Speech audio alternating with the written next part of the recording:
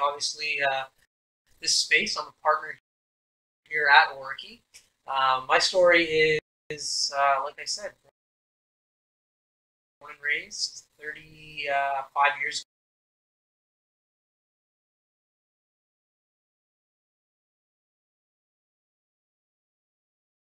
ago. Actually, on Monday, it'll be 36. It's my birthday, wow. So I'll be turning 36 years old.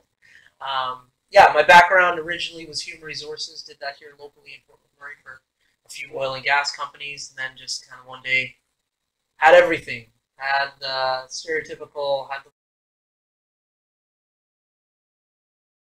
wife check, house, picket fence, car, watch, kids, so on and so forth. And I just looked around and said, well, I can't do this for another 40 years. So luckily, my boss at the time allowed me to be a little bit creative, get some work done in the social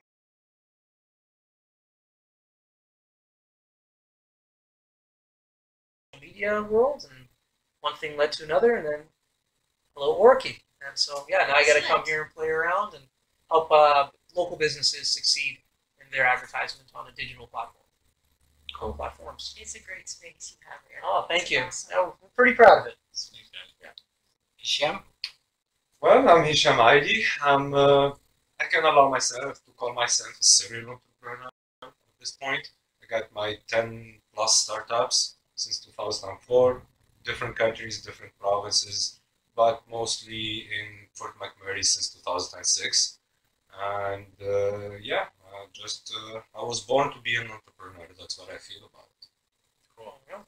So I guess like the overarching thing that we want to do here is that we have time and experience and very like specific knowledge in different areas. So not one of you are connected with that expertise in each other's fields. So the big portion of what we're trying to do here is make sure that we can share whatever it is that we've experienced through being an entrepreneur with other people, and just be completely transparent and honest and genuine in the way that you're going through this process, because essentially there's no destination. You're just going to continue to run the race. So with that, I just want to ask this one question to start off. Kathy, how did you become an entrepreneur, and why? I kind of question myself some days when I wake up in the morning. The reason is I wanted to be my own boss, as well as have the freedom. Working for companies, you have to get up in the morning, and that's a huge thing for me. Is I've never liked mornings, and today I still don't like mornings. I do not book any appointments before 10 o'clock. It's just my makeup. I'm up at 12, 2 o'clock in the morning, sending emails and text messages. It's almost like I just become very creative at that point. And it's, if I want to go take my grandkids swimming at 2 o'clock in the afternoon, I don't have an employer to answer to. It's created a lot of experience. I mean, I'm a grade 12 graduate. I've had no other education other than getting my licenses that I need to run my brokerage. And I've learned so much. I mean, if people ask me where I went to school, I say the School of Hard Knocks, because it's really, truly, what has happened. Like I said, I started off with a cleaning company, so I did get a taste of it, and then realized that I could just keep going and dreaming and,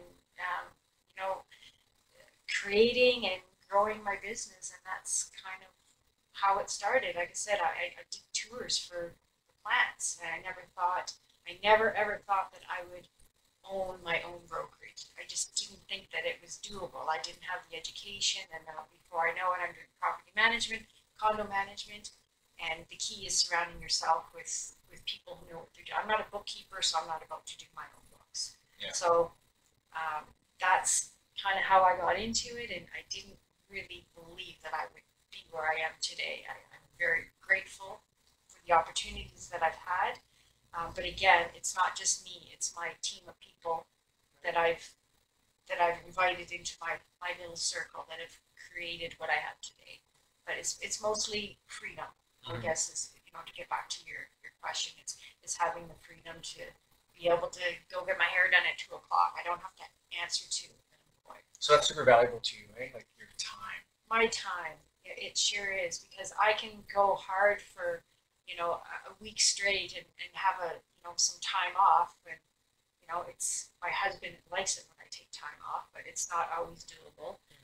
And he understands that. So my support is obviously my husband, and if I didn't have that, then I wouldn't be able to do what I'm doing and grow this business. I would do what the majority of the public does, is get up at 6 o'clock in the morning and go to my job, and then come home, have dinner, get ready for bed, and then just do it all over again.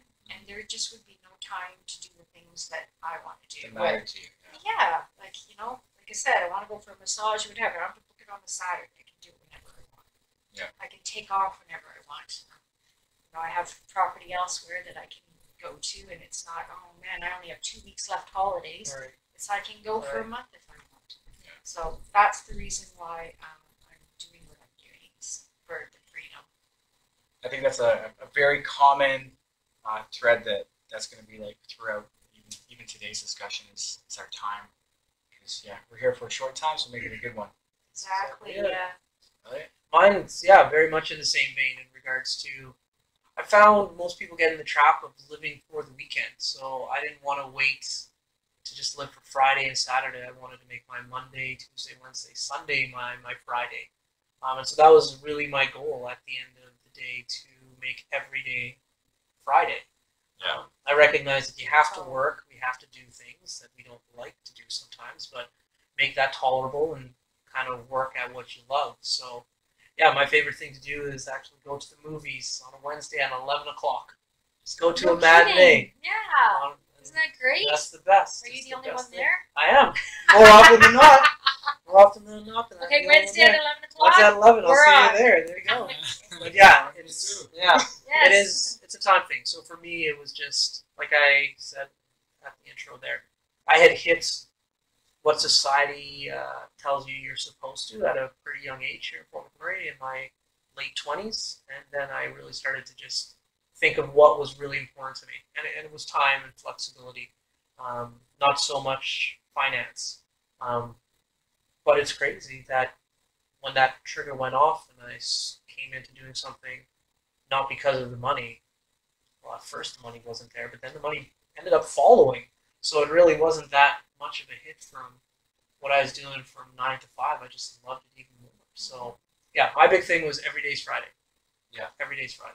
I think another thing is like the extension of yourself as well, right? So us as like people, we have children to continue on our legacy, but sometimes you have this other. Not mine. They don't want to do this. No, Well, that's it. but it's you want to have that thing continue on. That's you, not necessarily children, but that's where it's translated into creating opportunities and matching solutions with people, right? That's a projection of you into the economy that's going to continue to run to help people. So like that's almost a lot of the times the idea, baby. You keep it alive, and then all of a sudden it grows up and it's taking care of itself, and you're just like, I'm so proud of you. Yeah. I'm just so proud of you. You know, like and that's something that might be overlooked, but I've noticed it a lot with people. It's that extension of themselves that's really the driver, and then it follows by time and whatever other motivations they have. So, Hichem, what about you? Well, I got it from DNA, I guess. I grew up with seeing my dad as a self-entrepreneur, and just never had a 9 to 5 job. Just by choice, I choose to be an entrepreneur. There is, when I started like everybody else, I was thinking, I would say, no, that wouldn't be fair even. Because I knew I wouldn't gain any time freedom on my time, because I knew my dad, he was working as a self-entrepreneur more than everybody else, so I didn't come into the scene with that kind of, I knew the time is not freedom. I wouldn't gain my time.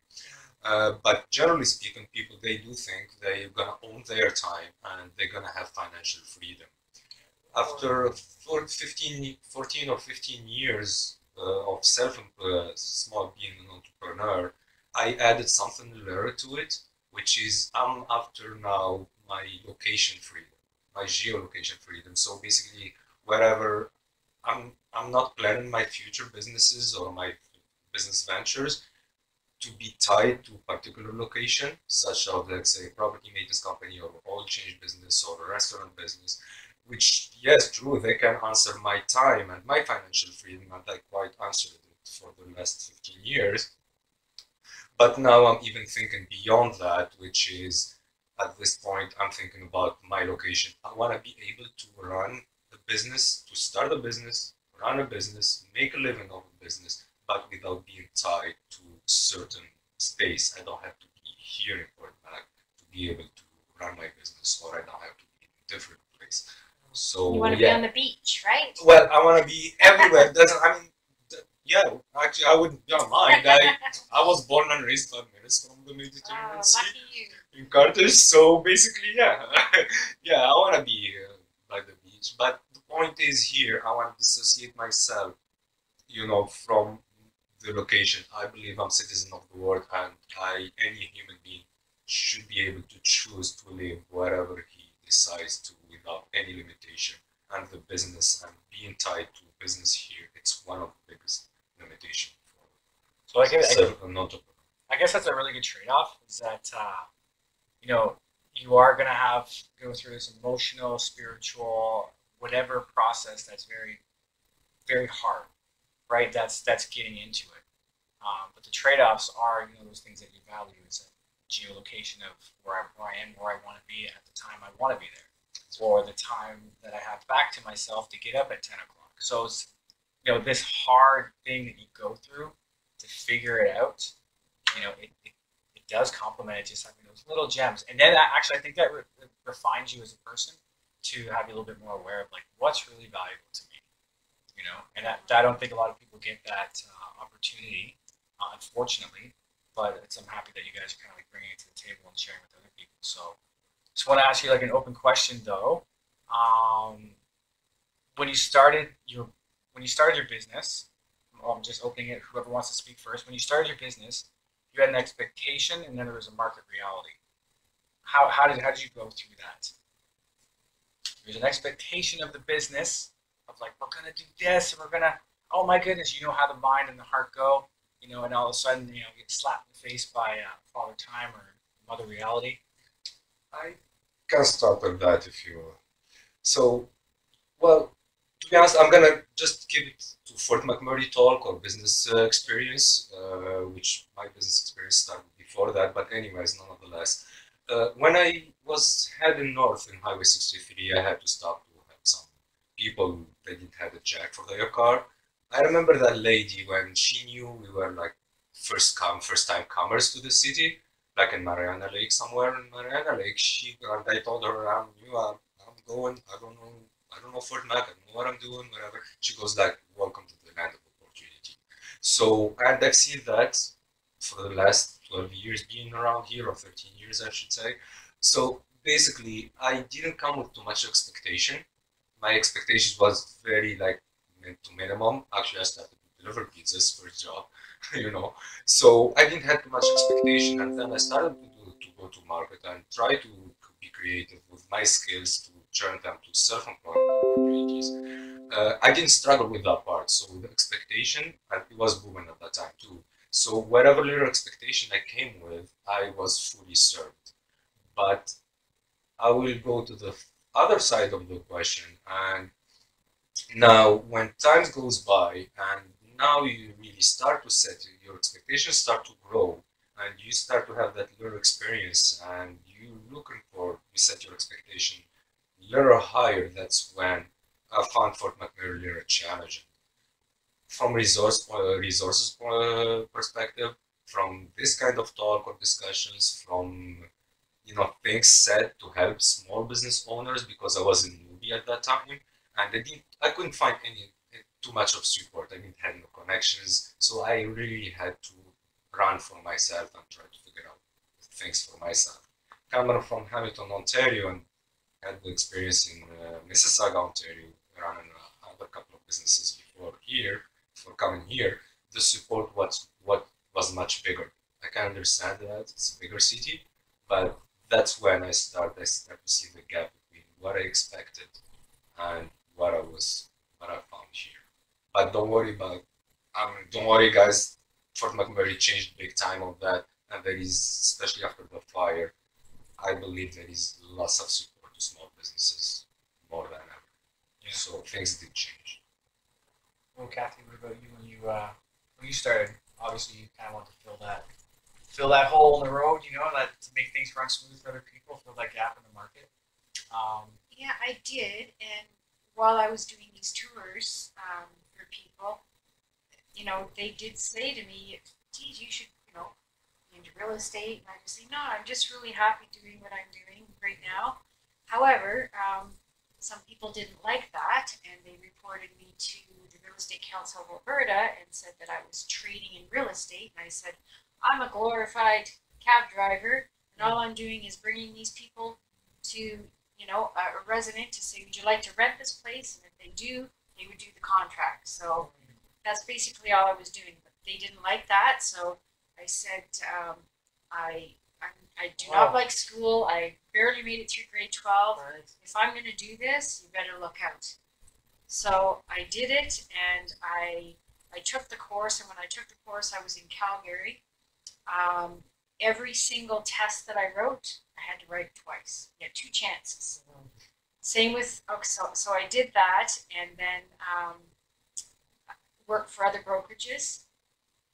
And I just wasn't settled with that. It was like, there's got to be more. I've got to be able to do this, but how am I going to do it? I don't have the education. I don't have the knowledge. So, like I said, I just jumped into it with both feet. When I bought the brokerage, I had no place to rent.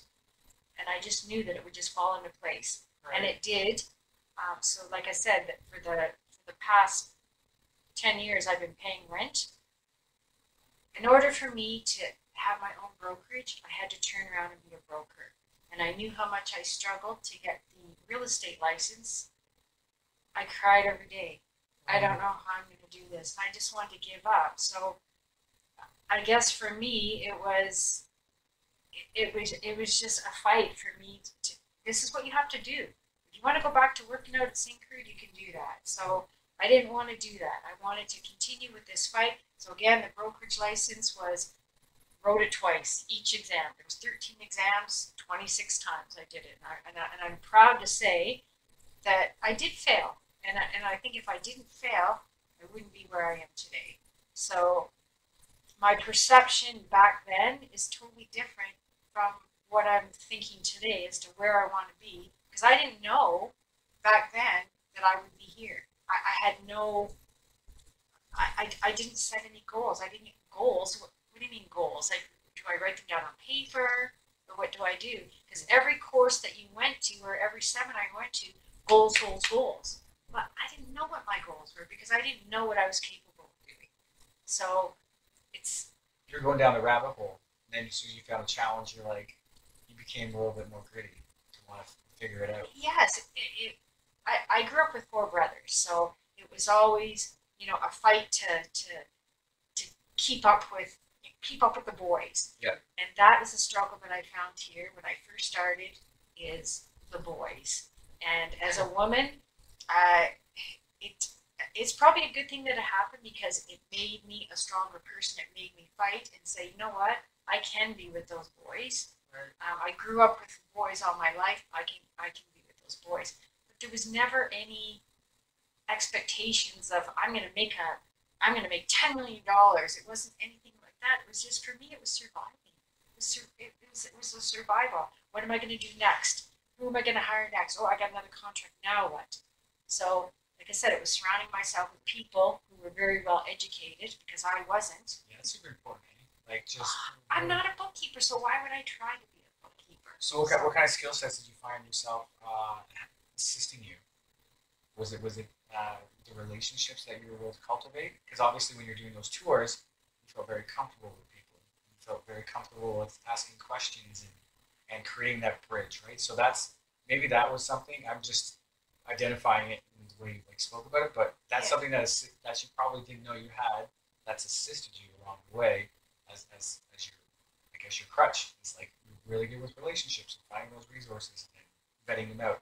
You might get burned at times. I got burnt. I have been burnt very many times, and over money.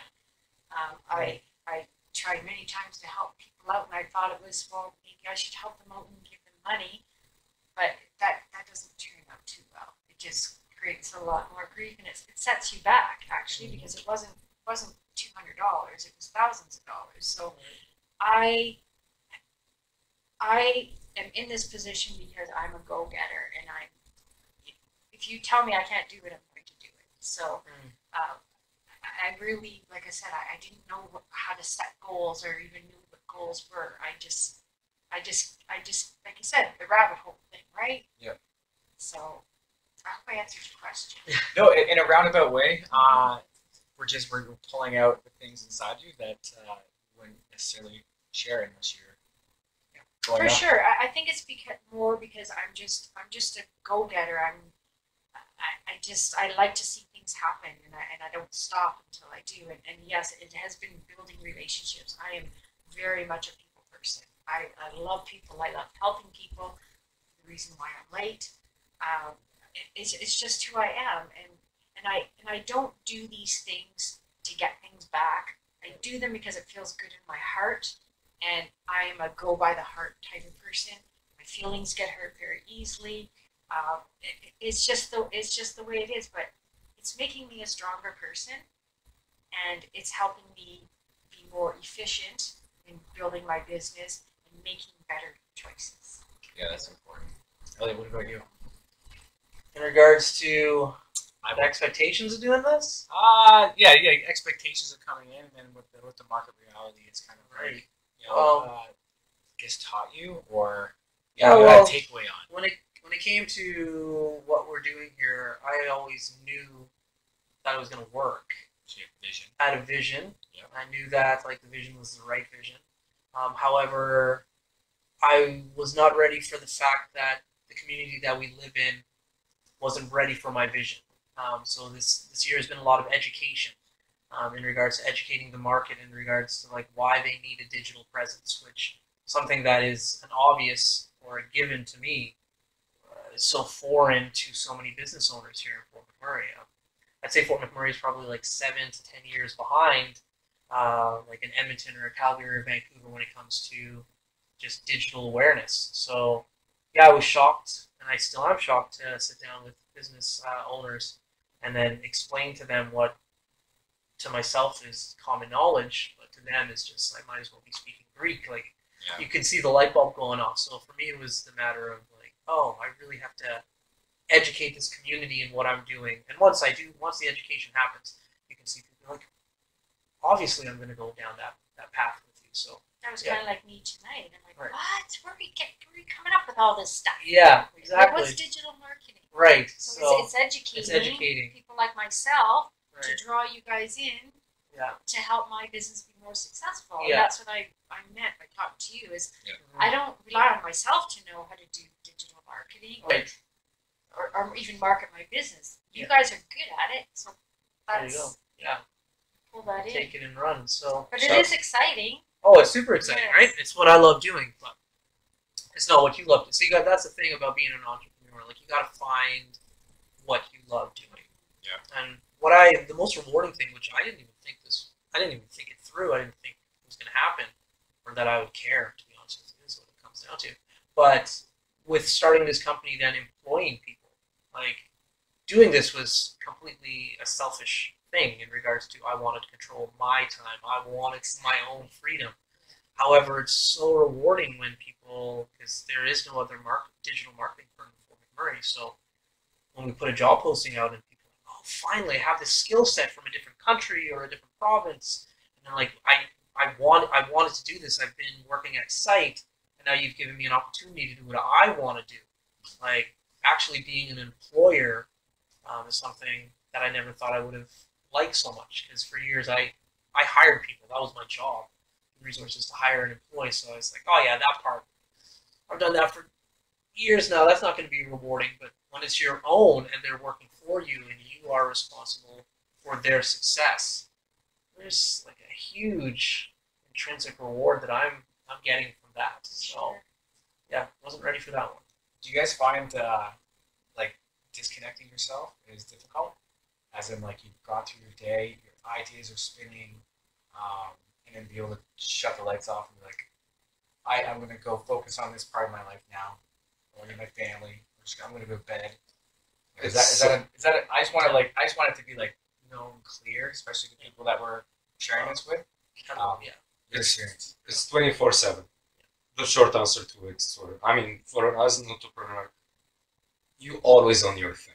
And yes, quite true. If I go back a little bit on what Elliott said here, he was surprised between the disconnection between what you think it's just basic and what the market reality there on the other side. It just happens to every other entrepreneur, especially when you come into a market where your idea is either new or the service is not really popular around you, and that's where you have to deal with the education side of the things. But in the long run, it will just obviously pay off and things will go much smoother. But every entrepreneur essentially is a dreamer, and that's how they start things. You have a vision, you have an idea, you got a vision for it. It's just you wrap all that up in your little cloud of dream, and then you hit the ground running with it, and that's when you see your dreams go shatter, go all over the place. And a good entrepreneur will pick all that up and just the pieces and all the hopes and expectations and all the failures and put them together to keep going and work with them. And that's where they succeed, or they just go like, oh, no, people, they don't know what I'm talking about. There is no room for any digital agency around here, which probably the reason why you are one of the first one. Because maybe people, and I know for as a fact, there is a different company, they tried, but they failed. Why they failed? Because they didn't believe that in their own dream, because they got hit hard with the reality. So yeah, I think I was between both, whatever question, and Yeah, no, your brain never turns off. That's the one thing that I think is a huge misconception. When like at the beginning of this chat, how we talked about going to a movie at 11 o'clock on a Wednesday, people think when you are an entrepreneur, oh yeah, I'm going to be my own boss, I'm going to have all this free time. It's not that you have more free time. Like, as an employee working for somebody, you work Monday to Friday, 40 hours, and then you turn off your brain. For the weekend, you leave the job where it is in most cases. When you run your own organization, your brain never turns off. There's no such thing as 40 hours. But you get to pick when you do things. But yeah, I don't work 40 hours a week. That doesn't exist. Like, you're going nonstop all the time, whenever it needs to be done. So yeah, the brain doesn't turn off. That's funny. It's a muscle too, right? So it's like it needs rest. Yeah. So people forget that, and that's where I think a lot of emotional burnout happens. Is that the capacity of like how much you're thinking about is causing these emotions in you, and wanting to do things, and you get really excited or down or up. And you need to step away. But Kathy, I'm sure with yourself, with the many businesses that you have, that maybe you figured it out. No, I haven't. The people around me I'm have. surprised. The people around me have, including my 4-year-old grandson. He takes my face like this and he says, "Gamma, look at me." Because that's what I do to him when I'm trying to talk to him. I say, "Jackson, look at Gamma, I'm talking to you." So now he does that to me. So I have to say, just give me 1 minute. I just have to deal with this call because unfortunately I can't turn myself off. It's a 24-hour thing. I'm on call 24 hours. If there's a flood or there's a fire or there's an emergency, I have to be involved. Right. So, my husband's the same way. It's like, I'm talking to you, but you're not there. So when you can put your phone down, and he's not upset about it. He wants to tell me something, but he knows, he can see it. He can see that my mind's just racing. Yeah. And he's the one at 2 o'clock in the morning says, "Could you please turn the phone off? Like, just one more email, Right. And I just have to post this on Facebook, and I promise I'll shut it off. 3 o'clock. Yeah. Okay, come on. Mm-hmm. You need to get to sleep. Yeah. So that's another reason why I need my mornings, because I'm up during the night. Right. Yeah. Exactly. So did we go to a seminar or something like that? There's actually two. Yeah. There's a lark and an owl. An owl and a larkin or something. Something like that. Something like that. Yeah. There's actually two. There's two types of people, and it's definitely studied, and they've incorporated all that data to actually prove it, and there's been lots of research on it, but you're actually genetically, your DNA, is you're a morning person or you're a night person. Oh, I didn't know that. Yeah. Because if you would have asked me how much sleep Live to you lead. But We were that's the what to separate leave. That was it. Yeah, Yeah, it's to right lead. there as well. Yeah. Yes, that's right. Yeah. Yeah. Sorry, what was that? If you... There was a workshop here in Fort McMurray. It was called Live to Lead. Oh, okay. And so, yeah, one of the presenters was talking about what Will's bringing up right now in regards to morning and afternoon and Okay. night people. And so that's why with being an entrepreneur, more often than not, like you said, you pick your hours, you actually are predisposed to be more efficient during certain times. And so just because an office is open from 9 to 5 does not mean that's your most efficient time to be working. So you probably do achieve way more at different times of the day that aren't traditionally the times where business would be Yeah, open. Well, and the thing is with my business, because it's property management and real estate, if people want something on a Saturday, they pick up the phone and call you. And the very reason why I changed from a answering service to having myself or any of my property managers who's ever on call, Mhm. because what I was finding is they would say, they're closed right now, can you call back Oh, Monday? And I'm no. like, no. Yeah. And it's like, so I get the message Monday. I'm like, hey, you called on Saturday? Yeah, we already went with somebody else. I'm like, no. So that's why I said none of that. And that has been the hardest on me is being on call 24/7, 7 days a week. So in the beginning, when we talked about freedom, Yeah. it was freedom, not that I had more time. Right, It was freedom to do the things I wanted when other people would be working 9 to 5. right, So exactly. yeah. I would say flexibility more than freedom. Probably. You know what? That's Flexibility probably better. to Yes. schedule. I lean more to use flexibility Yeah. more than freedom because sort of an entrepreneur is not free. Because even when you're on Great. holidays, you're still working. Still. You're still. That's where I work most, actually. I found out when I fly overseas. And true story, same business. I leave four guys behind me to just replace me as myself as a workforce because I was like doing own and do working at the same time. Nonetheless, I was like, I leave 4 guys to cover whatever I do, and I'm on the phone from overseas more than what I'm That's because we managing can't my let business. go. That's because we can't let go and let someone else take care of our stuff because they can't do it as well as we do. And that's my biggest torture is that they can. Because if I was gone tomorrow, I would be replaced. Exactly, and that's the biggest myth. Yeah, I mean, so when why I are went, we doing that? Why are we going on holidays and working? yeah, Well, I don't have that torture. I don't have that torture. you tapped into something good here. It's like if I'm the best person to do it, that's a big myth. No, I hired people. They do things better than me. It's kind of personality because like small business or a startup, it's like your own baby, your own kid. So you care so much about it. That's what puts you to think you are the best person to serve it. So it comes from that way of thinking, I believe. I'm constantly But I trying learned to to do that, work I my way think. out of a job. I'm constantly that's it's been my whole career. Is I think the exact opposite in regards to I'm like, there's somebody out there that does this better than me, and I'm the cog in the wheel. So in any position I've had, maybe a recruiter, to an HR manager, to public relations, to even like here at Orky from filming, managing people, I always try to find somebody who's better than me, and I figure out what the job is, what I need the end result to be, and then I find somebody who's better than me, and then I move on to the next thing. And I just leave them to do their thing. I am like that's my mindset. I'm the cog in the wheel. So with that, like just being in the Fort McMurray market, being a small business owner, what would you find would be the biggest challenge for sustainability and growth moving forward? It's the human resource aspect. Human resource aspect. Period. That I feel blessed that that's what I studied in school, so I have somewhat of an insight on how to look for what I need and how to extract that out of my employees. But hands down, human resources. Like companies live and die off the people that work for them, and you have to make them feel special so that they do good work and they want to stick around.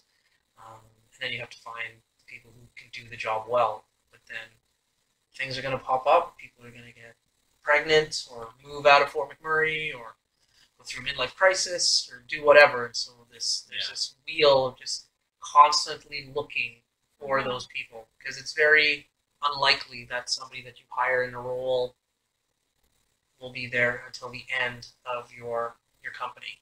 So. Well, I've had a girl that's been with me, or two of them with me for. Jeannie's been with me 10 years, and Awesome. the other one 8. Yeah. That's phenomenal. So yeah, I think for the most part, people leaving my company, I've had to let them go. Oh yeah. There hasn't. I have to honestly say there hasn't been a lot over the years to say I'm out of here. It's so unfortunately I've had to do it. And that's. What do you feel? Because this is something like some companies have really low turnover, and it also depends on your industry and the position. But what do you think has made you successful in regards to having that high retention? I'm very good to my employees. Okay. And And when you say very good. Okay, what do you mean? that's a good question. Yeah. They get to pick the times that they're off. Mm-hmm. If they work extra hours, they can take it in lieu. Like there's no set times other than you need to be at work at 8 o'clock in the morning. However, if something comes up with kids or whatever, I'm very kid and pet friendly. Okay. So if something happens with your kids or your pets, you go. Nice. Like I said, I let them do their job unless I have to step in. But they've been hired because they know that's what they do. They've got the smarts for that. There's been a few incidents throughout the years that I've had to learn, because at one point in time I stepped back and let them do their jobs, and that was a problem. Right. So the more I'm involved, the more I can see how the business is run, and feel more confident. You know how to do your job. Whereas before I didn't know that. I was like, you know what, you guys just do your thing. I'm gonna go kick off for a couple weeks and I'll be back, and then things would kind of fall apart. So I had to learn my business over the last 2 years. So now I know that they are doing their job and they're not pulling the wool over my eyes. So it doesn't come to a point like, oh man, I got to get rid of this person. How am I going to do it? I'm losing sleep.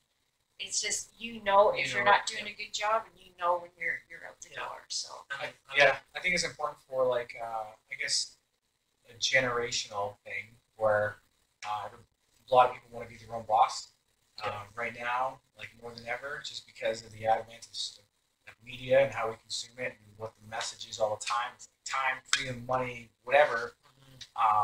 But at the end of the day, it goes back to those core pillars, which is my time, flexibility, geolocation, whatever that might be. So that's a really good thing to share with other people, is that give people the flexibility, but also be there enough to hold them accountable, so that they're not abusing that flexibility, right? Yes, that's exactly the obstacles that you're going to face when you give them that flexibility. Sometimes it's taken advantage of, so you got to pull it back in again, and then you carry on. Yeah.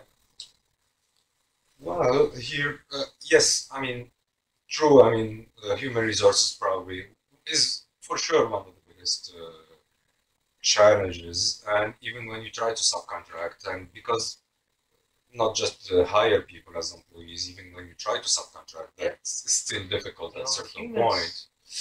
Well, the thing is, lots of it, because everybody comes here because they hear about Fort McMurray, make money and work on site with big companies. So hiring, you will find people they're living in a transition, or they go throughout the cycle of your business life. As they come here, they look for first job. They might find you, or you might find them, and then their bigger focus is up north, is toward the big companies. So that's why the retention rate is very low, at least to my experience, even with the small contractors. But I look at things from a different perspective. I struggle. Fort McMurray, it's probably, and this is probably worldwide, at least from the experience I get for so many countries, living in different countries and cities, it's probably one of the easiest to start a business. just you have a skill, you know what your left from your right. You just go down, you hit the road, and especially when it was boom, McMurray anybody can start a business. But good luck to grow it. That's when really Fort McMurray will become on the hardest parts of the world where you can grow a business. Facts are retention rate, employees, overheads, which is a big one, and that's when you really need to find that little self-employment opportunity or a small business owner with 1, 2 men, 3 man power, and turn it to bigger company and bigger small business or to business down the road. That's when we really need the big money to be able to face the overhead. So yeah, that's which is the rents. The rents is what's the taking rent. people down right now. Oh yeah. I succeeded actually I created some sort of shield around my concepts and whatever I did since 2006 here with too many different experiences is my policy is I get involved only with businesses with no overhead. I'm against overhead altogether. So I run off my van, I run off my computer, my home office, whatever I do, it's just I'm against getting involved, getting trapped into overheads and rent, of course. So for that, Sometimes you need it. yeah, it's well, it depends on what you do, I right? think myself and Will, and that's what I say about this space in regards to this physical space that we're sitting in right now. Do we need it to do what we do? Not necessarily. I know I was doing this quite comfortably and a lot more cost efficient when I was doing it from my kitchen table. However, as soon as you get bricks and mortar, you become established, you have some roots. That's when I found for us, that's when business really did take off. We actually could tell companies, like, yeah, look, we're real, we're here. You're legit. We're legit. Yeah. And so the space was, especially because we're dealing with digital, which is very unknown, especially here, like having the physical location was paramount to actually becoming successful. And I feel that if this space disappeared, I feel a lot of our clients would as well, because we're already dealing with something that's not tangible as it is, that they have a hard time wrapping their minds around. So having the physical space actually for us is a necessity. I totally agree with you, and that's only from having conversations with either board members or other clients. We're here to stay. Right. And now that we have our own space, it's like, oh yeah, man, she's not going to, even though I've been doing this since 2004, it's like, wow, I guess she isn't going anywhere. Right. But it really took for me to buy my own place, and all of a sudden it's kind of exploding for me for the last 6 months. Yep. And I would like to think it's, part of the reasons because I've dug my heels in and I've built up my reputation and I'm a very hands-on owner. Mm-hmm. But I think it's the space. It's like, well, okay, she's got skin in the game because now she's got property here, and she's not just going to pick up and go. So I feel safe signing a contract with you because you're not going anywhere. But it's a bit of both. You had to do all of that hard work to build the reputation for people to trust you, and now you have the space. So like some businesses do it backwards in regards to they buy the space and they don't have that reputation. Mm-hmm. You had that reputation, and now, like you said, you put skin in the game. Mm-hmm. Just like myself and Will, we had clients prior to. Now we have space. We're like, oh, you guys were already credible before. It just gives you that extra little bit of polish. It does. Yeah, it's almost like so it's like there's 4 things. There's financial, there's technical ability, there's social capital, and there's management. Those are the 4 main items when it comes to business. When you want to look at is it a strong organization? And one of them that people forget that even exists is the social capital. It's like, does the market accept you? Do you have enough relationships? Have you have enough goodwill in your marketplace in order for them to want to do business with you? Because it's like dating. It's like, hey, we're going to date, we're going to do business together. Now we're going to get married, right? You can do a little few transactions, but once you get into business together, providing certain products or services for one another, it gets a little bit more intimate. So like that's something that's possibly overlooked with a lot of people when it comes to going into business. And like that, I'll let that segue into the next thing is that for the opportunities in Fort McMurray, what do you see currently that's available In regards to what? for small business? What are the opportunities? We talked about challenge. We talked about we have a issue. It's hard to get people in because you have that churn rate. Yeah.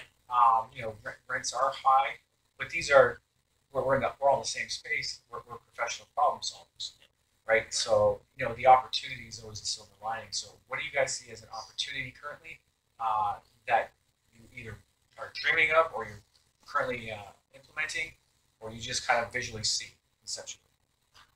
I can't this is gonna sound horrible because it's gonna sound horrible, so I'm just gonna say it. It's a plug for my own business. It's what it comes down to, and it's the fact that companies now can control what they have to say at a lower cost. It's never been cheaper to promote yourself online.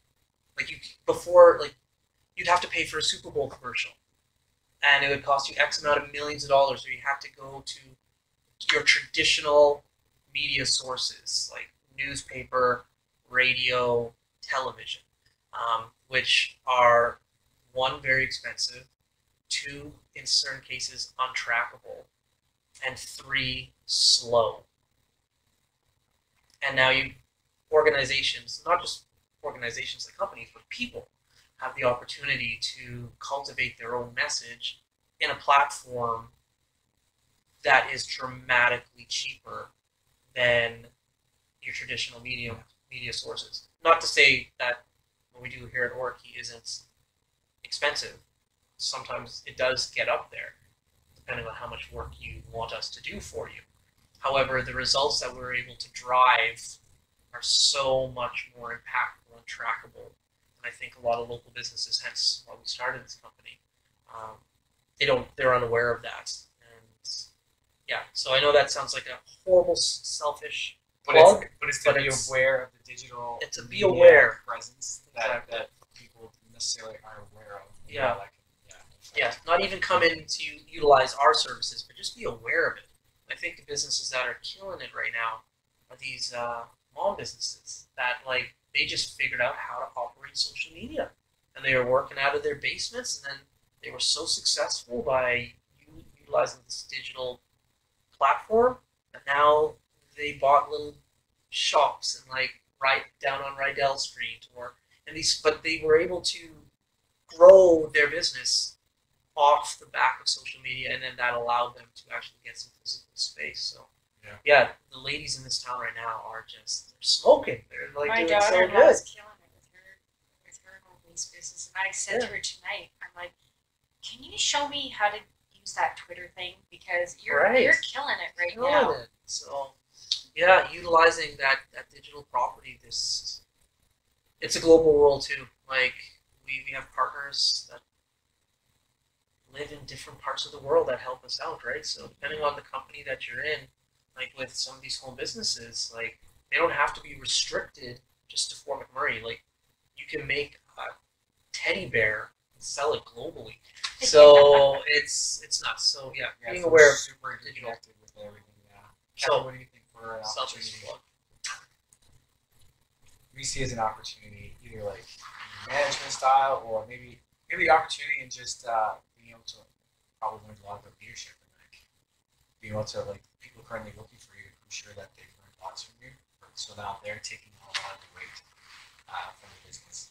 So do you see that as an opportunity for empowering your staff to be able to become those manager leaders? Oh, for sure, and that's essentially what I'd like to see, because I like to kind of step back a little bit, and I can't until they're all, on the same page as I am. But I mean, this isn't something that I always thought that I would want to do. I have a vision for another business, but the only thing that's holding me back is the space. Right. So I have to go out and rent something, and is it doable with what you're going to bring in? Because the reason I would do this because it's more of a passion for me and not so much the money. Right. But the thing is, I don't want to start something and turn around and pay my $15,000 rent again. Yeah. So I'm thinking in my mind, well, maybe I'll do the same thing what I did is purchase something. But then again, it's taken the focus away from my business right now. So Right. you can dream whatever you want, Yeah. but it's making it happen. And I'm coming to a point in my life where, I'm to the age where it's time for me to settle down because I've been going hard like this for so many years. And it has affected my health. I have to admit that. But yeah, I'm always dreaming of doing something else. But for now, this is it. But it doesn't scare me to start off a new business. Like you said, these moms they're killing it, and they're able to do it without the space. But I would need space to start another business. But I can't possibly do that. It doesn't stop me from dreaming. Yeah. So you still see opportunity with your current businesses that you're running.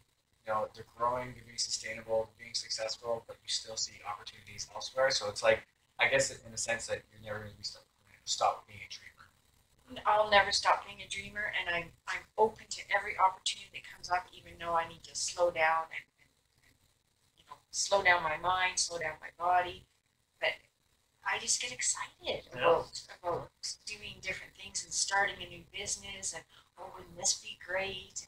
But this reality of it is I don't have the time, and I feel like I'm being pulled. Like I have 2 grandchildren, literally one's pulling me this way and one's pulling me that way. Right. And that's how I feel with the business aspect of it too. So you have to settle yourself down and focus on one thing, and that's what I'm doing is focusing on this one. Focus is like follow one course until success. Yes. Chris That's Rock, he nailed it, and it kind of is everything we're talking about here in regards to kind of wrapping things up a little bit. But he nailed it when he said there's a big difference between a job and having a career. When you have a job, there's too much time in the day. You're looking at your watch and you're like, whoever has the fastest time, that's the time. I just want to get home and I'm done. The last half hour is a killer. That's right? a killer. When you have a job, exactly. Yeah.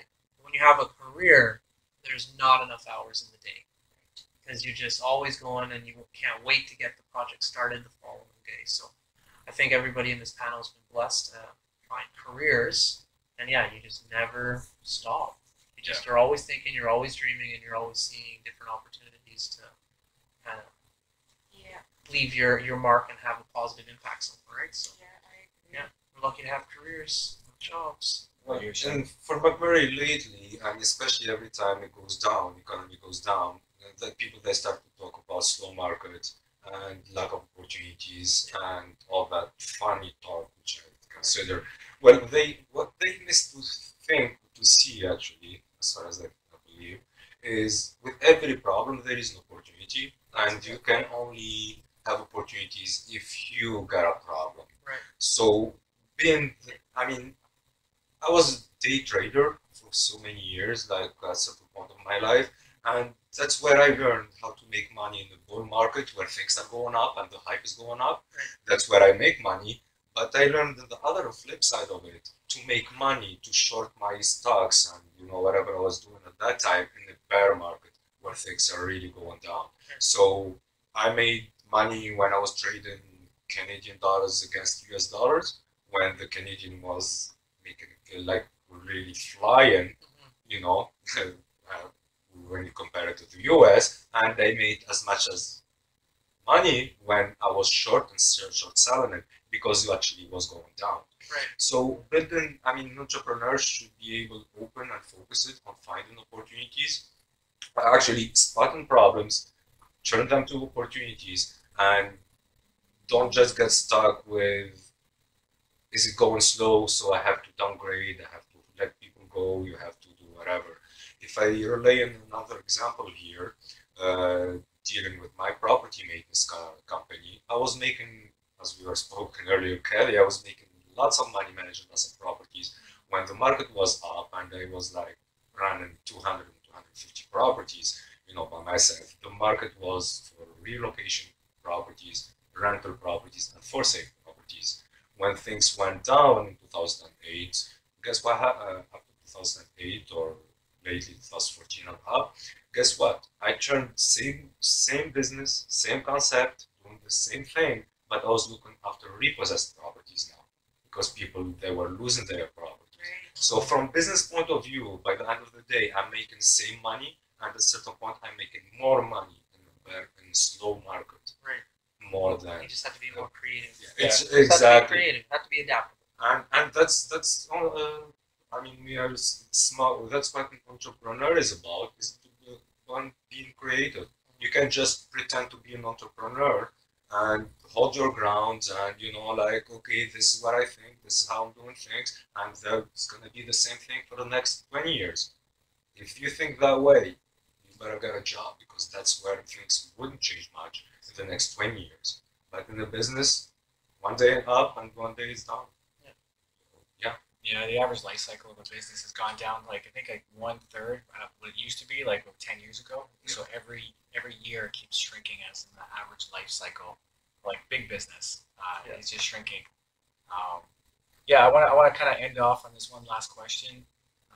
It's relevant to everybody that lives here, but where do you see Fort McMurray going in the future as for small business, the economy, the industry in whole?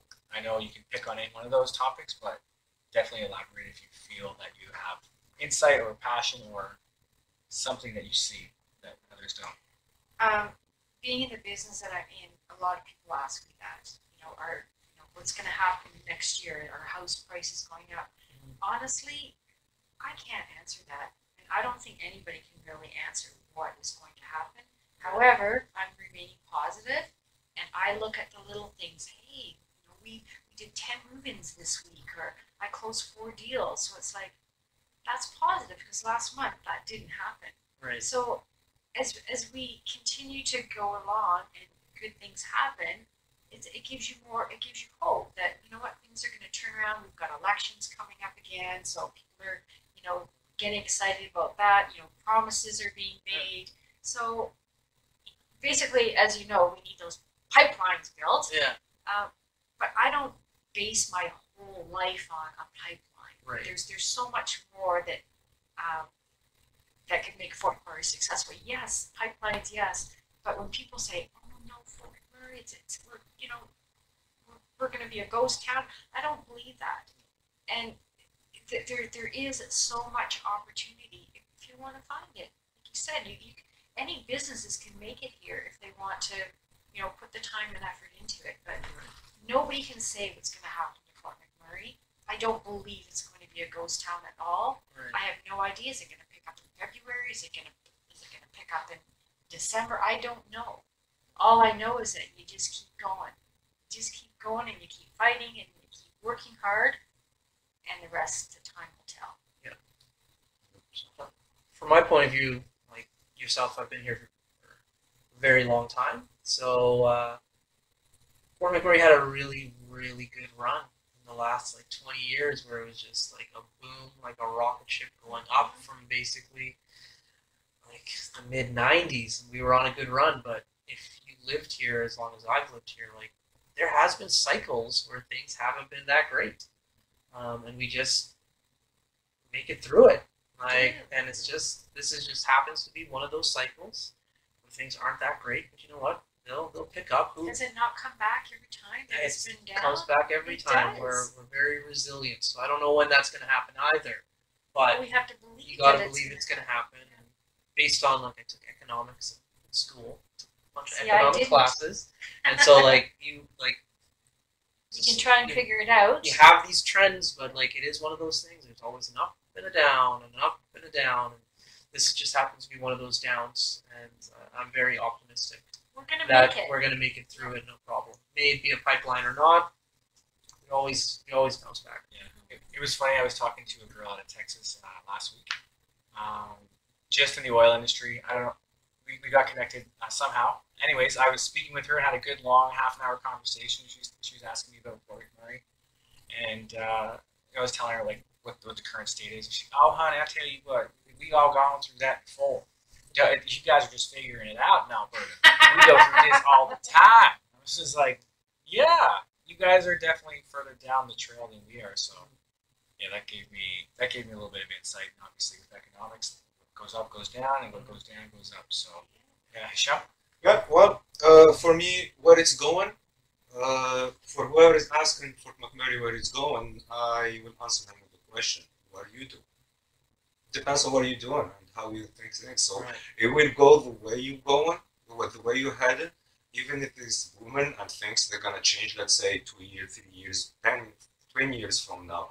It's pointless to know that ahead of time if you are not doing the right thing to begin with.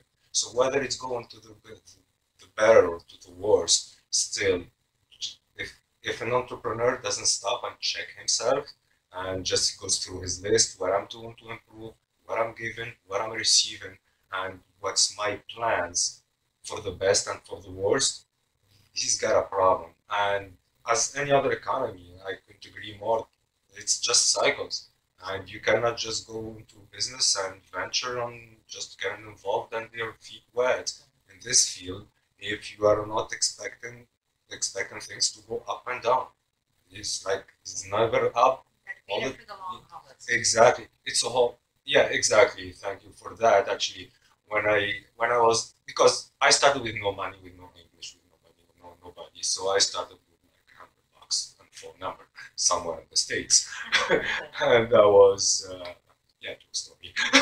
That was 19 years ago, and basically, the idea is what you do and how you see your future and where you position yourself. That's what serves you more than what you are surrounded with. The power and the drive comes within yourself rather than from what's around you. Yes, it's important if you carry in business in New York or you do anything for Mac or you're doing it in Calgary or Toronto. Yes, it's important depending on what you do again.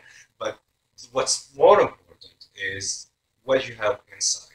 And that what just keeps you get up and fight for the next day. And I started by counting hours, how much I'm going to be making an hour, and then I start to count my days, how much I'm going to be making a day, and then I again now start counting my weeks, and now I'm looking at how much I make a year.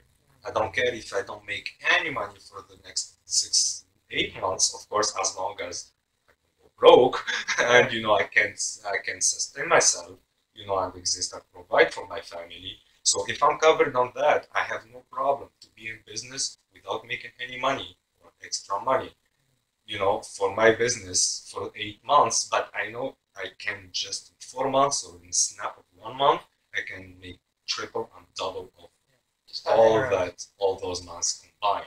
So I start to look at my numbers and my effort input to my business as a whole for the whole year, and now it's even more. It's just that operation or that small business, because sometimes I spread myself too thin and I get involved with too many businesses at the same time. So for me, it's like how much I'm making from property maintenance, how much I'm making from my Aïdi or from my new app, my Wadu app, or whatever it is. It doesn't have to be. So it's the whole business for me over so many years or stretch of time, any given time. Yeah. Just gotta stay in business. Yeah, you gotta stay in business. Exactly. It's the long road that you travel.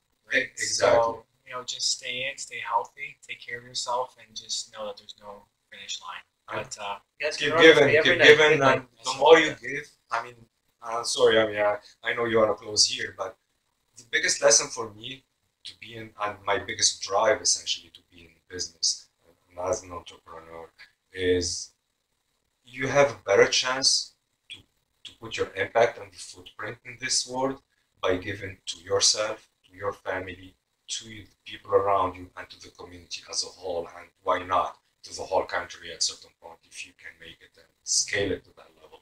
So basically it's an exchange of, you start by giving, you give everything, your time, your passion, your ideas, your sweat and tears and everything else. But by the end of the day, after running for so many years, one day, if you're doing it right and you're consistent to providing and giving and caring, it's gonna happen and you're gonna get the reward for that. I don't know when, but I know if I live enough, it will happen one day. So that's one of I love consistency. We were Yeah. talking about that Yeah. earlier. That's You right. gotta be consistent in what you do. So we gotta try to keep this panelist Yeah, consistent keep this and consistent. open it up for different subjects. Yeah, Consistency is key. exactly. Well, It yeah, was thanks. just advertising. Yeah. Yeah. Thanks everyone. This is the panel, the discussion on small business challenges and opportunities in Fort McMurray. Lots of insights from Kathy, Elliott, and Hichem. Thanks a lot, guys, and look forward to seeing you guys in the next one. I'm Will Clarke at Orky Digital Agency. Come to the co-working space. See you later. Have a great night, and talk soon. Great you. day.